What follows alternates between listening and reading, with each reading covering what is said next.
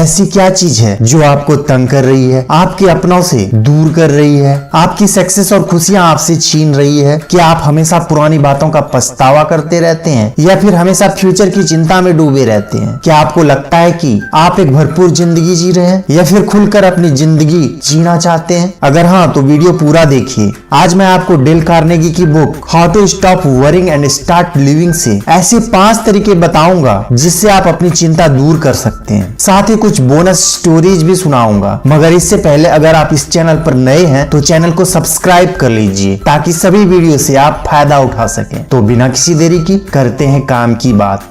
Number 1, passion. Professor William Phelps को लगता था कि उनकी आंखें अब नहीं रही। 5 मिनट कुछ पढ़ते ही उनकी आंखें दुखने लगती थी। उनसे खिड़की के बाहर भी नहीं देखा जाता था। ऐसा लगता था जैसे कोई उनकी आंखों में सुई चुभो रहा है। प्रोफेसर विलियम्स को डर था कि कहीं उन्हें अपनी आंखों की वजह से टीचिंग ना छोड़नी पड़ जाए। एक दिन उन्हें एक स्पीच के लिए इनवाइट किया गया। वहाँ लाइट इतनी ब्राइट थी कि प्रोफेसर को बार बार अपनी नजरें फ्लोर की तरफ करनी पड़ रही थी। मगर जब उन्होंने स्टूडेंट को एड्रेस करने के लिए उनकी तरफ देखना शुरू किया तो उन्हें आंखों में पेन महसूस ही नहीं हुआ। वो पूरे 30 मिनट तक इसी तरह स्पीच देते रहे। प्रोफेसर विलियम्स को लगा कि अपने टीचिंग के पैशंस की वजह से उन्होंने अपने दर्द को जीत लिया था। जब उनका दिमाग कोई बेहद जरूरी काम में लगा होता है तो उन्हें अच्छा महसूस होता है। टीचिंग के लव ने प्रोफेसर विलियम्स को जिंदगी जीना और इसे एंजॉय करना सिखा दिया था। Next, reading habit. दूसरा मेथड जो प्रोफेसर विलियम ने अपनाया था वो था कि कोई अच्छी सी किताब पढ़ के टेंशन से दूर रहें। जब आप कोई बुक पढ़ते हैं तो आपका दिमाग उसमें इतना डूब जाता है कि आपको कुछ याद ही नहीं रहता। Next, physical activity.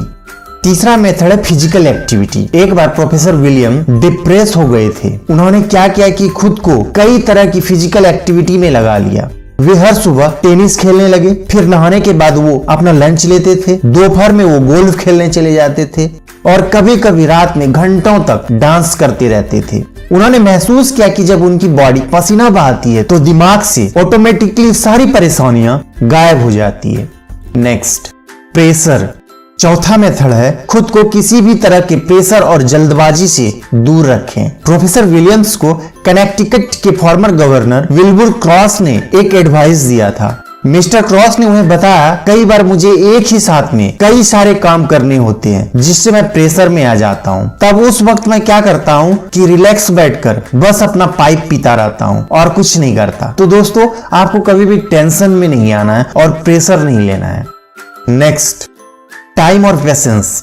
टेंशन भगाने का प्रोफेसर विलियम का 5वां और लास्ट मेथड है ये याद रखना कि टाइम और पेशेंस हर प्रॉब्लम को सॉल्व कर देता है। कोई भी मुश्किल आए वे उसे एक अलग सोच के साथ देखते हैं। प्रोफेसर विलियम खुद को कहते हैं कि 2 महीने हो जाने दो, फिर मैं इस टेंशन की परवाह नहीं करूंगा, तो अभी क्यों करूं।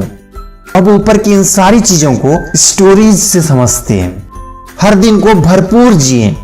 एक जवान मेडिकल स्टूडेंट अपने फ्यूचर के बारे में सोच रहा था। क्या वो फाइनल एग्जाम पास कर पाएगा? स्कूल खत्म होने के बाद उसे कहाँ जाना चाहिए? कैसे वो अपनी कैरियर शुरू करे? वो लड़का यही सब सोच रहा था। उसके हाथ में एक किताब थी जिसे वो उस टाइम पढ़ रहा था। तभी उसमें लिखे ऐसे 21 वर्ड मिले जिन्हें पढ़कर वो इंस्पायर हो गया। आने वाले टाइम में वो मेडिकल स्टूडेंट अपने जनरेशन के सबसे सक्सेसफुल डॉक्टर में से एक था। उसने famous John Hopkins medical school को लीड किया और ऑक्सफोर्ड यूनिवर्सिटी का एक बहुत ही रिस्पेक्टेड प्रोफेसर बना।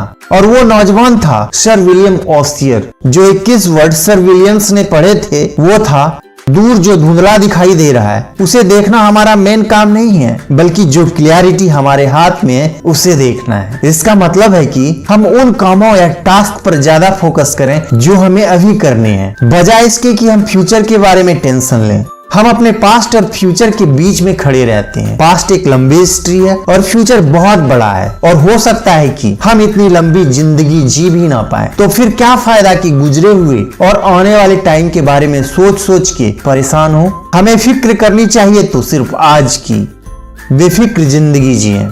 महान विलियम वुड पेट के जानलेवा दर्द से परेशान रहते थे और वो बहुत बिजी भी रहते थे। एक दिन वे अपनी डेस्क साफ कर रहे थे जिसमें उन्हें कुछ ऐसे नोट्स और इम्पोर्टेंट पेपर मिले जो अब काम के नहीं थे। एक एक करके विलियम्स ने वो सारे पेपर डस्टबिन में फेंक दिए। तभी उन्हें एक आइडिया आया कि जैसे वे वेस्ट पेपर डस्टबिन में फेंक रहे हैं, उसी तरह बीते हुए कल की हर प्रॉब्लम्स को तोड़ मरोड़ कर अपनी जिंदगी से बाहर फेंका जा सकता है। अपने पास्ट का बर्डन लेकर चलने का कोई फायदा नहीं है। अच्छा हुआ कि उसे किसी रद्दी पेपर की तरह फेंक दिया जाए। एक दूसरे मौके पर विलियम्स वुड ने देखा कि उनकी पत्नी बर्तन साफ करते हुए कुछ गा रही थी। उन्होंने खुद से कहा, देख विल, तुम्हारी बीवी कितनी खुश लग रही है। हमारी शादी को 18 साल हो गए हैं और वो इतने सालों से बर्तन धो रही है। विलियम ने सोचा अगर उनकी बीवी को पहले ही पता होता कि शादी करने के बाद उसे इतने सालों तक बर्तन धोने पड़ेंगे तो वो शायद कभी उनसे शादी के लिए हाँ नहीं करती। महान विलियम वुड को